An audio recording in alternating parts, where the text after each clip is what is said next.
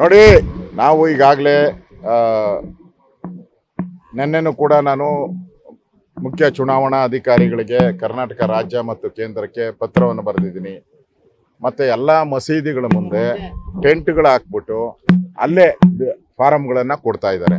Rules ಏನು ಹೇಳ್ತೈತೆ, ಎಲ್ಲರ ಮನೆಗೆ ಹೋಗಿ ಪರಿಶೀಲನೆ ಮಾಡಿ ಅವ್ರಿಗೆ ಅರ್ಜಿ ಕೊಡಬೇಕು. ಅದಾದಮೇಲೆ ಅವರಿಂದ ಅರ್ಜಿಯನ್ನು ವಾಪಸ್ ಪಡೆದು ಅವರು ಒಂದೇ ಕಡೆ ಓಟ್ ಇರಬೇಕು.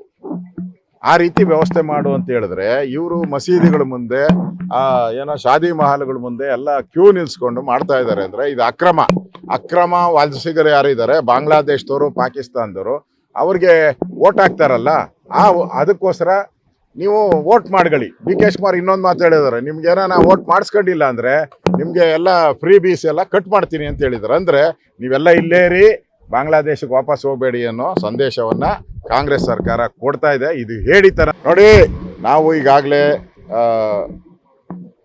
ನಿನ್ನೆನೂ ಕೂಡ ನಾನು ಮುಖ್ಯ ಚುನಾವಣಾ ಅಧಿಕಾರಿಗಳಿಗೆ ಕರ್ನಾಟಕ ರಾಜ್ಯ ಮತ್ತು ಕೇಂದ್ರಕ್ಕೆ ಪತ್ರವನ್ನು ಬರೆದಿದ್ದೀನಿ.